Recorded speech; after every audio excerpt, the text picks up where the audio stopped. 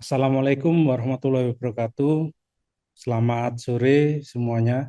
Sore Pada Pak. ya, Sore Pak. Selamat sore, Pak. perkenalkan saya Yuri Setia Darmawan selaku dosen pengampu mata kuliah fotografi dengan kode mata kuliah DV 234306. Video ini saya buat untuk PDD UKT PT unsur pengajaran untuk keperluan Sardos. Pada mata kuliah fotografi kali ini, bobotnya adalah 3 SKS, 2 praktek dan 1 teori. Maka mata kuliah fotografi ini sebetulnya lebih banyak menekankan pada praktek. Fotografi merupakan mata kuliah wajib yang disampaikan sebagai penunjang pada mata kuliah Studio Perancangan Desain Komunikasi Visual di Institut Teknologi 10 November Surabaya.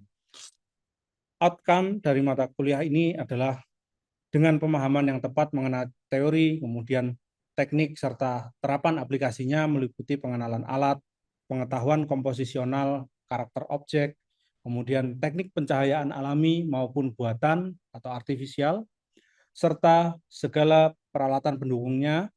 Nah, diharapkan mahasiswa mampu memvisualisasikan objek foto melalui berbagai teknik fotografi secara optimal dan mengimplementasikannya pada karya, ya, kemudian pada media yang tepat guna. Nah, lokasi mata kuliah ini diselenggarakan di ruang studio fotografi, ya, ruang 105 di lantai 1, dan juga ruang kelas gedung di Cafe ITS. Jadi kita akan bergantian menggunakan dua ruangan tersebut sesuai dengan kebutuhan dan situasi perkuliahan. Nah, penanggung jawabnya adalah saya sendiri selaku dosen pengampu mata kuliah ini, kemudian dosen koordinator mata kuliah fotografi. Fotografi ini dipelajari oleh mahasiswa semester 3 Departemen Desain Komunikasi Visual di ITS. Nah, teman-teman bisa baca sendiri ya untuk CPL-nya, silahkan dilihat pada bagian akademik ya di web di ITS di akunnya masing-masing. Nah, untuk fotografi itu adalah turunan dari CPL 2, 4, 5, 8, dan 11. Yang pertama, CPL 2 yaitu mahasiswa diharapkan mampu mengkaji dan memanfaatkan ilmu pengetahuan dan teknologi dalam rangka mengaplikasikannya pada bidang keahlian desain komunikasi visual, serta mampu mengambil keputusan secara tepat dari hasil kerja sendiri maupun kerja kelompok melalui pemikiran logis, kritis, sistematis, dan inovatif. Kemudian CPL 4 adalah mampu mengkaji dan mengaplikasikan teori dan prinsip desain komunikasi visual. Berikutnya, CPL 5 yaitu mampu mengkaji dan mengaplikasikan ilmu dan media komunikasi. CPL ke-8 adalah mampu mengkaji dan mengaplikasikan kreativitas dan design thinking. CPL 11 adalah mampu mengkaji dan mengaplikasikan teknologi dan inovasi dalam desain komunikasi visual. CPL-CPL ini kemudian diturunkan ya pada capaian mata kuliah atau CPMK. CPMK yang pertama adalah mampu mengoperasionalkan peralatan yang dibutuhkan dalam pemotretan secara tepat. Nah, dalam fotografi tentu yang dibutuhkan peralatan utamanya adalah kamera, lensa, kemudian misalkan lampu flash ya. Kemudian CPMK kedua, mampu menciptakan karya foto dengan berbagai arah pencahayaan alami melalui pengaturan yang tepat baik dalam suasana indoor maupun outdoor dengan mengacu pada sistem metering dan histogram. CPMK yang ketiga adalah mampu membuat objek foto sesuai dengan komposisi dan tujuan pemotretan dengan teknik dasar fotografi, meliputi ruang tajam, ya, depth luas dan depth sempit, gitu ya, depth of field, gitu ya. Kemudian hingga shutter speed, ya, teknik dasarnya adalah panning, blurring, dan freezing. Berikutnya CPMK keempat, yaitu mampu menciptakan karya fotografi konseptual, ya, yang terkonsep dengan baik dengan memanfaatkan pencahayaan buatan ya, atau artificial light melalui perangkat flash internal dan eksternal maupun perangkat studio flash monoblock. CPMK kelima, mampu mengolah dan mempersiapkan hasil karya fotografi ke dalam bentuk media digital maupun cetak. CPMK ke-6 adalah mampu mempresentasikan karya fotografi yang sesuai dengan bidang keilmuan desain komunikasi visual. Kita akan lanjutkan. Jadi dalam perkuliahan fotografi itu ada beberapa bahan kajian. Ya. Yang pertama adalah sejarah fotografi ini merupakan introduksi ya atau perkenalan saja gitu ya. Secara singkat ya bagaimana fotografi muncul dan digunakan untuk tujuan apa saja itu dan kaitannya dengan bidang desain komunikasi visual. Bahan kajian kedua yaitu perangkat fotografi, kamera, dan lensa. Nah, yang berikutnya ketiga, kita akan belajar memahami teknik dasar dalam fotografi yaitu dengan mengatur segitiga exposure. Yang keempat, kita akan mencoba memahami arah pencahayaan ya. Di bahan kajian kelima ya, kita akan mempelajari komposisi foto ya, kemudian ada ruang tajam, depth of field ya, baik itu luas ataupun sempit ya. Nah, kemudian yang keenam adalah kita mempelajari teknik dasar shutter speed seperti yang tadi saya katakan. Di sana ada yang dinamakan dengan panning, blurring, dan freezing. Yang ketujuh, kita mulai masuk ke pencahayaan buatan yang pertama. Ya, kita akan belajar mengenali ya karakteristik lampu flash ya built-in atau flash yang eksternal. Yang kedelapan kita akan mempelajari pencahayaan buatan perangkat studio. Ya, di sana kita akan belajar mengatur flash monoblock, kemudian mengatur objek-objek di dalam studio, mengatur arah pencahayaan, kemudian yang terakhir membuat konsep ya, fotografi yang sesuai dengan penugasan nantinya. Nah, berikutnya ya bahan kajian yang ke-9 adalah kita perlu mempelajari juga teknik-teknik pengolahan foto secara sederhana atau mendasar sampai ke tingkat lanjut yang akan banyak kita butuhkan ya bahan kajian berikutnya yaitu media presentasi. Media presentasi bisa digital atau bisa juga cetak. Luaran yang akan kita hasilkan dari mata kuliah fotografi ini adalah portofolio ya. Bentuknya adalah cetak dan ada juga digital untuk presentasi. Berikutnya kita akan melihat sumber utama yang digunakan dalam mata kuliah fotografi ini. Yang pertama adalah sumber utama saya ambil dari bukunya Langford ya, Michael Langford. Kemudian ada juga buku dalam negeri ya, Yuyung Abdi yang dua buku ini membahas mengenai teknik-teknik fotografi dasar yang tentunya banyak kita gunakan juga dalam proses pembelajaran nantinya. Nah, kemudian berikutnya saya juga akan menggunakan sumber utama buku Studio Lighting Techniques for Photography ya, ini dari Christopher Gray ya, yang berisi tentang teknik-teknik artificial light ya yang akan banyak kita gunakan nanti di minggu ke-9 sampai ke minggu ke-16. Ada juga sumber pendukung yang patut kita pelajari juga. Di sini ada bukunya Michael Freeman, ya, The Photographer's A. Di sini berbicara tentang komposisi-komposisi ya dalam fotografi yang menarik ya. Kemudian juga ada sumber pendukung berikutnya yang tentunya bermanfaat untuk kita gunakan dalam mengatur komposisi objek-objek dalam studio ya. Ini berkaitan dengan artificial light ya, dengan pemotretan di studio. Baik, sebelum masuk ke dalam salah satu sub CPMK yaitu sub CPMK 4 arah pencahayaan, saya akan menjelaskan ya metode perkuliahan yang akan kita gunakan ya secara keseluruhan itu tentunya sangat beragam ya mulai dari diskusi terarah gitu ya, kemudian belajar berkelompok gitu ya, kemudian pembelajaran berbasis proyek ya ini yang tentunya banyak kita gunakan sebagai metode pembelajaran ya. Kita akan memasuki ke sesi berikutnya ya. Jadi dalam minggu ini kita akan mempelajari salah satu pembahasan sub CPMK yaitu yang keempat adalah tentang arah pencahayaan. Di mana di pertemuan kita sebelumnya kita telah mempelajari bagaimana mengoperasionalkan kamera ya.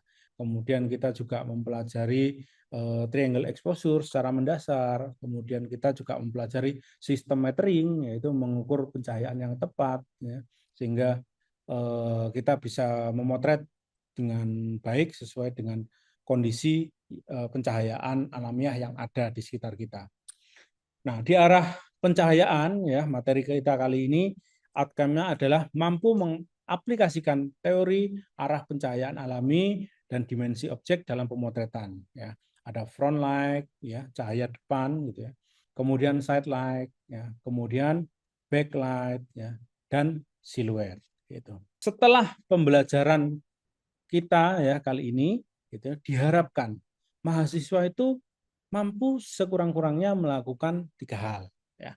Yang pertama adalah mahasiswa mampu mengidentifikasi arah datangnya cahaya. Ya. Yang kedua adalah menentukan pengaturan eksposur secara manual. Ya, ini kaitannya dengan alat, dengan kamera, gitu ya, dengan kondisi pencahayaan yang ada. Yang ketiga adalah mahasiswa mampu menjelaskan hubungan antara arah pencahayaan, kemudian histogram, ya, ini juga bisa dikaitkan dengan metering, gitu ya. Ya, sistem dan metode pembelajarannya ya, adalah nanti kita akan membagi 2 sesi gitu ya. Yang pertama ya sistem pembelajarannya pasti sekarang ini posisinya kita daring ya. Kemudian sesi pertama ya ada diskusi gitu ya. Sesi kedua itu simulasi atau tutorial dari saya gitu. Nah, materi yang disampaikan nanti ya itu melalui kajian terhadap contoh studi kasus foto. Jadi ada beberapa studi kasus foto yang sudah saya siapkan ya. Tentunya ada juga histogram, kemudian dan demonstrasi langsung menggunakan kamera. Nah, ini yang saya maksud dengan simulasi atau praktek singkat ya. Baik, yang pertama. Nah, ini kita pemanasan dulu ya sebelum masuk ke materi ya selanjutnya. Saya pengen tahu ya teman-teman kira-kira cahaya alami itu apa sih? Ya, mungkin boleh menjawab ya. Teman-teman bisa langsung eh, dinyalakan mic-nya. Silakan. Natural light itu cahaya yang langsung dari matahari, Pak. Dari siapa tadi? Niroga ya. Pak, perkenalkan Pak, saya Niro, Pak. Oke, baik. Terima kasih Mas Niro ya. Jawabannya tepat sekali ya. Kalau kita lihat di sini ya, ini pasti dari cahaya matahari gitu ya. Jadi yang dimaksud dengan cahaya alami ya adalah sumber pencahayaan yang dipancarkan oleh sumber cahaya yang ada di alam gitu ya. Nah, kemudian api gitu ya. Api juga bisa, teman-teman. Jadi api itu termasuk sumber pencahayaan alami. Kemudian bulan juga. Meskipun bulan itu sebetulnya adalah pantulan gitu ya. Cahaya di bulan itu cahaya pantulan dari matahari gitu. Dan bulan itu tidak memancarkan cahaya gitu. Nah, untuk perkuliahan kita ya kita sepakati menggunakan salah satu saja ya, kita menggunakan matahari. Sekarang saya tanya lagi gitu ya. Nah, dari manakah arah datangnya cahaya pada masing-masing foto berikut gitu. Ini pertanyaan kuis teman-teman. Boleh silakan menjawab ya. Nah, untuk yang A dulu. Siapa yang mau menjawab? Untuk yang A. Kira-kira teman-teman dengan melihat sekilas foto ini ya, tahu arahnya dari mana? Silakan Dias Jelita. Nah, ini raise hand. Halo Pak, saya dia cerita izin jawab. Yang A itu dari kanan. Baik, terima kasih Dias Ya Jelita. Pak. Jawabannya bagus sekali ya. Ini cahaya dari samping ya. Kalau yang A dari samping, kalau yang B ini dari belakang. Nah, sekarang yang C. Ah, yang C ini dari mana, teman-teman? Akmal. Ya, Baik, Pak. silakan, Akmal. Saya eh, perkenalkan terlebih dahulu, saya Akmal. Saya izin menjawab itu dari belakang sebelah kanan, Pak. Dari belakang agak ke kanan gitu ya. Iya, Wah, Pak. tepat sekali ya. Terima kasih, Mas Akmal. Iya. Nah, jawabannya semuanya tepat sekali. Berarti secara tidak langsung kita sudah memahami arah pencahayaan dengan hanya melihat visual foto ya dari masing-masing contoh ini.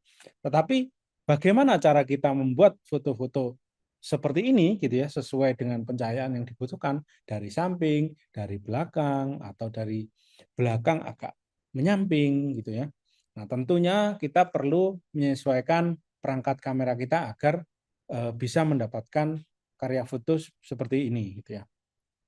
Nah, sekarang tadi kita sudah melihat ya foto-foto dengan arah pencahayaan yang berbeda. Misalkan ya, arah cahaya dari depan ya berhadapan dengan objek foto itu dinamakan dengan front light. Nah, kalau kita ambil ya sejajar dengan arah datangnya cahaya atau sinar, ya kita akan memotret ya, dengan teknik pencahayaan front light. Gitu. Nah, itu yang pertama. Ya. Ini tentunya teman-teman sudah tahu semua ya. Kemudian arah pencahayaan dari belakang agak menyamping. Nah, di salah satu contoh foto tadi ada, gitu ya. Itu dinamakan dengan arah pencahayaan backlight. Kemudian berikutnya, yang ketiga ya side light, gitu ya. Seperti contoh foto yang pertama tadi, di mana arah cahayanya dari samping objek foto. Ya. Kemudian yang terakhir adalah siluet, itu di mana arah pencahayaan persis di belakang dari objek dan sumber cahaya tertutupi sepenuhnya oleh objek utama kita. Gitu. Dan ini yang membedakan siluet dengan backlight tadi. Kalau backlight mungkin posisinya di belakang agak menyamping, kalau siluet dia di belakang objek ya dan tertutup total. Gitu ya. Nah, baik. Sampai di sini bisa dipahami teman-teman? Bisa ya? Siapa? Baik, terima kasih. Saya akan lanjutkan lagi. Ya. Nah, kemudian bagaimana jika pencahayaan terlalu keras, ya, atau kita ingin memodifikasi ya arah cahaya tadi ya dengan menggunakan arah cahaya yang lain yang sebetulnya itu arah cahaya dari pantulan. Nah, kita membutuhkan yang namanya reflektor dari bahan-bahan yang berkilau ya yang memantulkan pencahayaan. Nah, reflektor fungsinya adalah untuk memantulkan cahaya yang datang berlawanan gitu ya. Misalkan di satu sisi ya ini set light ya. Set light itu cahaya dari samping gitu ya. Di satu sisi ya, objek foto akan tampak terang ya. Bagaimana cara kita menerangi bagian sisi yang gelap? Reflektor. Nah, reflektor ini akan memantulkan pencahayaan dari arah berlawanan ke sisi objek yang tidak diterangi oleh cahaya atau sisi gelap. Gitu. Sehingga sisi gelap tersebut tampak menampilkan detail karakter tertentu. Gitu. Sehingga bisa dikenali ya identitas dari objek tersebut. Gitu. Nah, kira-kira bagannya seperti ini ya. Jadi memantul arah pencahayaannya diarahkan ke sini. Gitu. Sehingga akan menghasilkan pencahayaan di sisi yang gelap. Berikutnya, ya, berikutnya jika kita memotret, ya, menggunakan teknik atau arah ya pencahayaan backlight, ya, di mana cahaya itu posisinya di belakang objek atau model kita, ya. Tapi posisinya tidak sepenuhnya di belakang, tapi agak serong atau menyamping. Nah, itu akan menghasilkan, ya, jadi backlight itu akan menghasilkan efek yang dinamakan dengan rim light. Rim light itu adalah cahaya yang muncul di tepi objek sebagai efek dari backlight. Nah, di mana sih rim light-nya? Nah, di sisi ini teman-teman bisa lihat ya. Ini adalah bagian yang terang. Bahkan tidak hanya di rambut ya, di rambut sini, tetapi di pinggiran sini ya, di pinggiran badannya juga ada ini ya cahayaan. Nah, inilah yang disebut dengan efek rim light. Berikutnya ya. Berikutnya kita akan melihat foto-foto siluet yang baik. Siluet yang baik itu adalah siluet yang mampu menampilkan bayangan dari objek kita ya, di mana bayangan dari objek kita itu benar-benar merepresentasikan karakter objeknya sehingga mudah dikenali identitasnya atau ciri khasnya. Coba teman-teman lihat di sini ya. Kalau posisi burung itu misalkan dari depan, apakah kita tahu bahwa itu adalah burung gitu ya. Bisa jadi kita tertipu ya. Oh, ternyata bukan burung tapi ayam yang sedang berdiri di atas apa ini? Batang pohon gitu. Nah, kalau dari samping begini, nah kita tidak mungkin ini mengatakan ini ayam. Jelas ini adalah burung gitu ya. Begitu juga orang, teman-teman ya. Orang naik sepeda di sini jelas gitu ya. Posisinya orang foto orang naik sepeda ya, foto siluet. Nah, maka teman-teman dapat perhatikan bahwa foto siluet yang baik ya, karena foto siluet itu adalah foto yang hanya menampilkan objeknya sebagai bayangan atau hitam legam gitu ya, total hitam total gitu ya. Maka harus mampu menampilkan karakter ciri khasnya. Nah, biasanya ditampilkan dari samping posisinya. Nah, manusia pun juga sama. Kalau kita dari depan, mungkin kita tidak akan mengenali ya siapa dia, siapa sosok di balik bayangan itu. Nah, tetapi kalau kita foto dari samping, ya, kita akan mampu menampilkan bayangan ya dengan lekuk di sini ya, hidung seberapa, kemudian mulut dan seterusnya, sehingga itu akan mudah dikenali identitas dari objek tersebut. Kemudian yang terakhir adalah tidak ambigu. Tidak ambigu itu artinya satu objek dengan objek yang lain tidak saling menumpuk, gitu ya. Nah, coba kita lihat saja. Nah, contoh-contoh siluet yang ambigu. Nah, siluet yang ambigu seperti ini. Jadi teman-teman juga harus perhatikan, ya. Ada apa objek-objek yang ada di belakang dari objek utama kita? Apakah dia nanti akan menghalangi atau tidak? Nah, itu sangat bergantung dengan kemampuan kita mengobservasi situasi di lapangan. Nah, ini foto A, foto B, foto C juga mengalami kasus yang serupa. Di teknik yang berikutnya ya kita akan melihat ya selain sistem metering yang sudah kita pelajari, kita akan mempelajari juga histogram. Sebetulnya histogram itu adalah alat atau grafik ya yang memperlihatkan distribusi atau kemerataan pencahayaan dalam sebuah foto yang telah ditangkap oleh kamera. Histogram sendiri merupakan panduan untuk kita dalam memotret, bukan sepenuhnya aturan yang harus ditaati seperti itu ya. Ada beberapa tipe gitu ya, underexpose, kemudian ada overexpose ya, grafiknya terbalik seperti ini ya, teman-teman bisa lihat ya. Overexpose itu berarti tinggi di area putih gitu ya. Kalau underexpose itu tinggi di area shadow atau di area black hitam gitu. Nah, kalau kontras, tinggi di area hitam, tinggi di area putih gitu. Kalau kemudian datar, nah itu berarti area yang benar-benar hitam dan area yang benar-benar putih itu tidak ada atau kosong biasanya. Makanya grafiknya seperti gunung ya, tinggi di tengah gitu. Tetapi kalau foto karya foto yang bagus ya, yang baik pada umumnya, ini pada umumnya ya, karena tidak harus seperti ini biasanya. Nah itu grafiknya ya rata, merata gitu ya, biasanya agak tinggi di tengah atau agak tinggi di kanan, di kiri gitu ya, tapi merata gitu. Baik teman-teman, kita akan belajar ya memotret dengan mode pengaturan manual.